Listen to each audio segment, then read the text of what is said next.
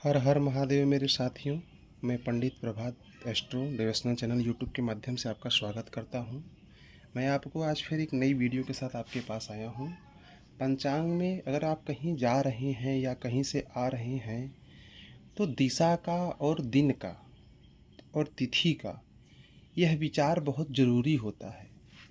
अगर आप सही दिशा, सही तिथि और सही दिन का चुनाव नहीं करते हैं तो आपको भारी नुकसान या किसी प्रकार की आर्थिक समस्या या पारिवारिक समस्या या कोई शुभ कार्य में बाधा, अनेक प्रकार की स्थितियां उत्पन्न हो जाती हैं। तो आज आपके लिए लाए हैं हम कि 10 दिशाएं होती हैं: उत्तर, दक्षिण, पूर्व, पश्चिम। उत्तर और पूर्व के कोने को हम ईशान कोण कहते हैं। उत्तर और पश्चिम के कोण को हम वायव्य कोण कहते हैं। पश्चिम और दक्षिण के कोण को हम नैऋत्य कोण कहते हैं। दक्षिण और पूर्व के कोण को, बीच के कोने को हम अग्नि कोण कहते हैं। यह 10 दिशाएं होती हैं।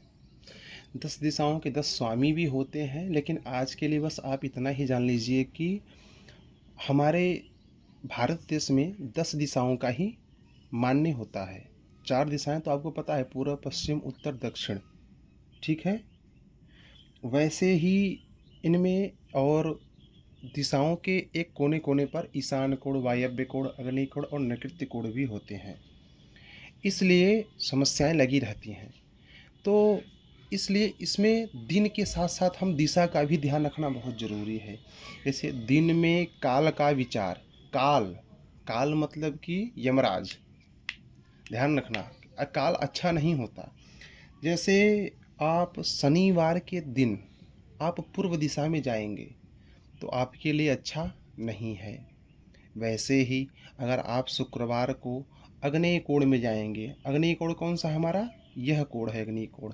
दक्षिण और पूर्व के कोने को हम अग्नेय कोण कहते हैं। अगर दिशा में जाते हैं शुक्रवार को तो ये भी हमारे लिए अच्छा नहीं है। बृहस्पतिवार को अगर हम दक्षिण दिशा में जाते हैं तो हमारे लिए शुभ नहीं है। बुधवार को अगर हम नैऋत्य कोण में जाते हैं तो हमारे लिए शुभ नहीं है।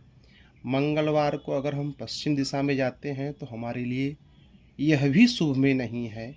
सोमवार को अगर हम वायु कोण में जाते हैं, मतलब वायव्य कोण जिसको बोलते हैं, तो यह भी हमारे लिए शुभ नहीं है। रविवार को अगर हम उत्तर दिशा में जाते हैं तो हमारे लिए रविवार को भी यह शुभ नहीं है। अब दिन से काल का विचार, दिशा का विचार तो पता चल गया। अब दिन में तिथियां भी देखी जाती हैं कि इस दिन को अगर यह तिथि है तो नहीं जाना चाहिए। अगर इस तिथि में हम यह कार्य करते हैं तो यह कार्य वर्जित है, मतलब यह कार्य सही नहीं है। अगर जिस दिन रविवार हो उस दिन द्वादशी पड़ जाए तिथि, द्वादशी मतलब 12, तो उस दिन कार्य करना वर्जित है, कार्य नहीं कर सकते। सोमवार को एकादशी पड़ जाए तो कार्य करना वर्जित, नहीं कर सकते कार्य। मंगलवार को दशमी पड़ जाए तो कार्य नहीं कर सकते। बुधवार को अगर तृतीया पड़ जाए तो कार्य करना उचित नहीं होता है।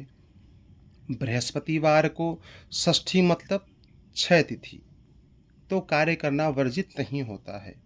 शुक्रवार को अगर द्वितीया तिथि पड़ जाए तो कार्य करना वर्जित नहीं है। शनिवार को सप्तमी तिथि पड़ जाए तो कार्य करना वर्जित नहीं। तो मतलब कि इन दिन में यह तिथि अगर पड़ जाए तो कार्य करना उचित नहीं होता है। इस दिन इस तिथि में कार्य करने से कार्य का नाश ही होता है। कार्य से प्रॉफिट नहीं, मतलब लाभ नहीं, हानि ही हानि होती है। आज मैंने आपको बताया कि दिन में काल का विचार कैसे करते हैं, मतलब दिन में दिशा का विचार कैसे करें। शनिवार के दिन पूर्व दिशा छोड़ के पश्चिम में जाओ, आप दक्षिण में जाओ, उत्तर में जाओ, कोई दिक्कत नहीं। अग्नेय कोण में जाओ, वायव्य कोण में जाओ, ईशान कोण में जाओ, नैऋत्य कोण में जाओ, कोई भी दिक्कत नहीं है, कार्य अच्छे अच्छे होंगे।